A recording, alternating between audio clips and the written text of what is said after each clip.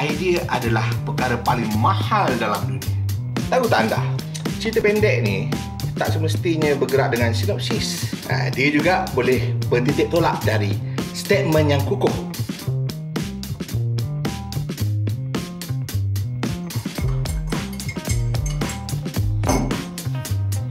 Cerita pendek perlu padat, ringkas dan bermutu.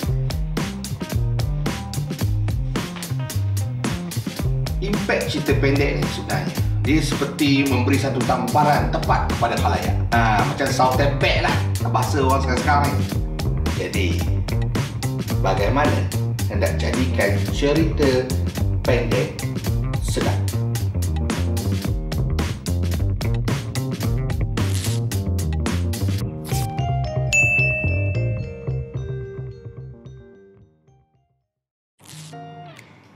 Sedap.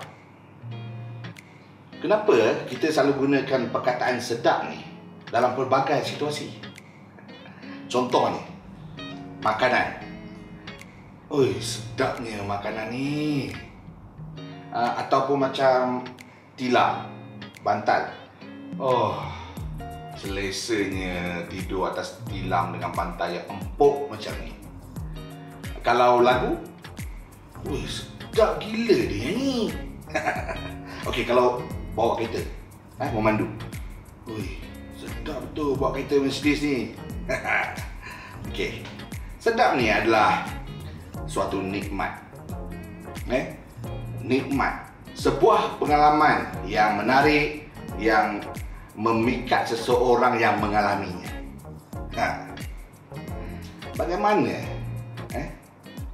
kita nak tahu perkara itu sedap? Sedap bermula dengan rasa. Rasa. Contoh mudah.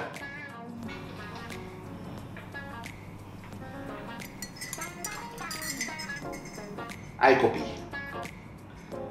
Sekali hirupan yang ringkas, kita dapat tahu sama ada air kopi ini sedap ataupun tidak.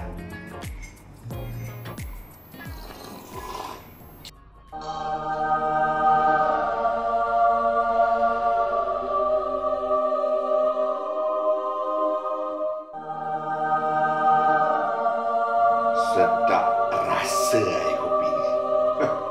Minum.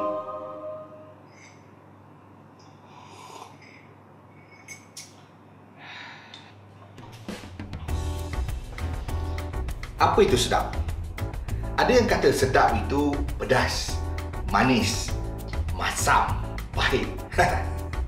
Terpulang kepada cita rasa penggemarnya. Tapi bagaimana untuk menjadikan sebuah jalan cerita itu sedap? Bahan-bahannya adalah nombor 1, bahan mentah. Ianya adalah idea. Nombor 2, bahan tumis. Ianya adalah watak. Nombor 3, rempah. Ia sebagai goal jalan cerita. Nombor 4, gula dan juga garam sebagai konflik jalan cerita. Nombor 5, perisa tambahan sebagai climax. Tapi bagaimana hendak memastikan jalan cerita kita itu betul-betul sedap? Nombor 6, tukang masaknya. Kaedah ataupun teknik menggaulkan semua bahan-bahan tadi. Ia adalah ilmu pengetahuan. Untuk menjadi penulis, kita kena ada ilmu. Kita mulakan dengan idea. Idea kita sudah bincangkan pada video yang lepas. Kita mulakan dengan watak. Watak yang dipilih dan dicipta kenalah menarik dan unik. Dan goal yang dicipta mestilah sukar kepada watak utama bagi mencapai goalnya. Konflik perlulah mantap dan kuat bagi menyusahkan usaha-usaha watak utama mencapai goalnya. Climax, sebuah pertempuran dan sebuah pertembungan watak dengan penghalang utama bagi mencapai golnya. Sama ada golnya tercapai ataupun tidak.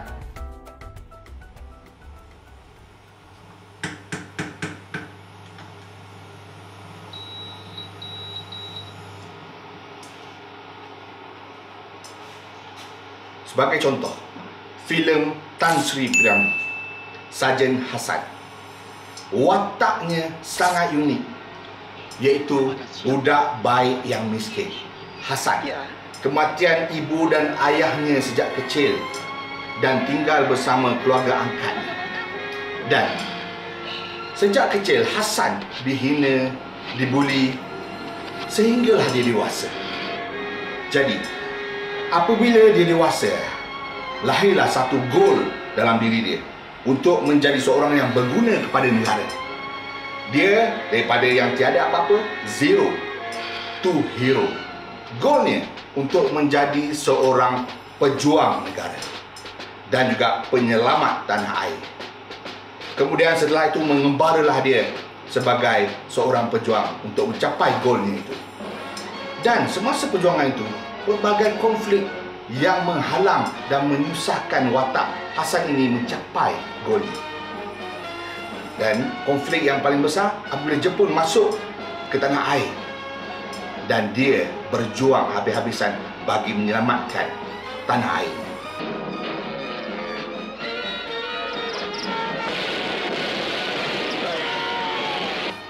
Dan climax, tiba pada climax, yang mana akhir sekali Jepun kalah.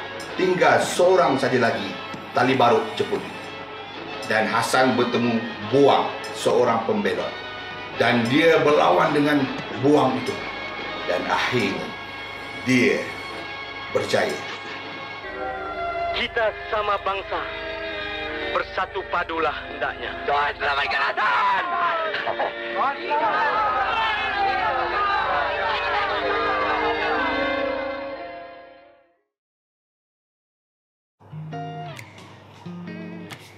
Ta-da-da-da.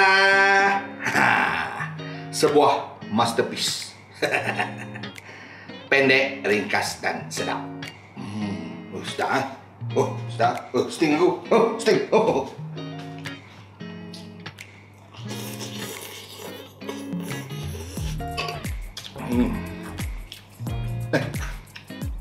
Okey. Hari ini saya nak kongsikan sikit tips untuk hasilkan pendek dan sedap.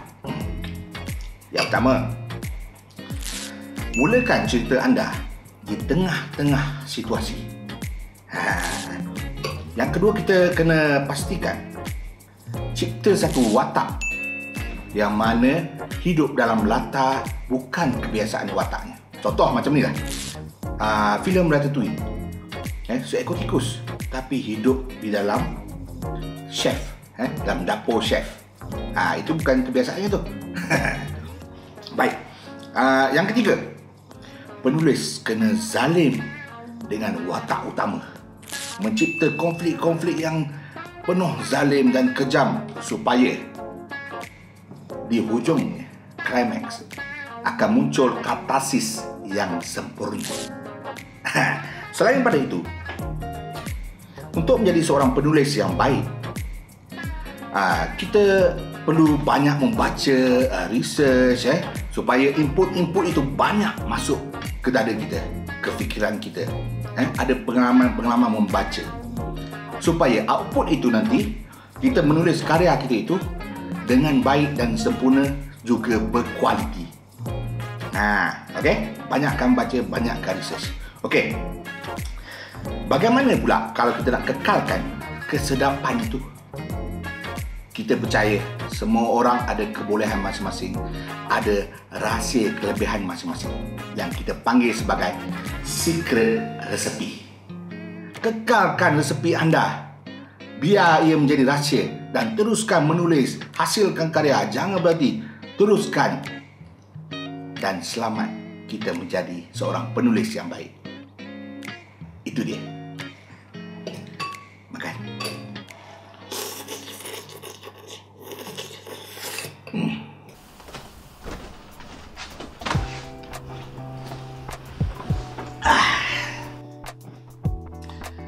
Bila kita dah sajikan dengan karya yang ringkas, padat dan sedap, para penonton ataupun pembaca akan rasa puas, rasa berbaloi. Dan yang penting sekali, mereka langsung tak rasa menyesal dengan masa dan duit yang dilaburkan. Malah, mereka inginkan lagi. Baik, selepas habis menonton, balik ke rumah, habis baca buku, tutup buku dan mereka akan rasa enjoy, seronok melayani tidur yang aman, damai dan sedap. Saya tidur dulu.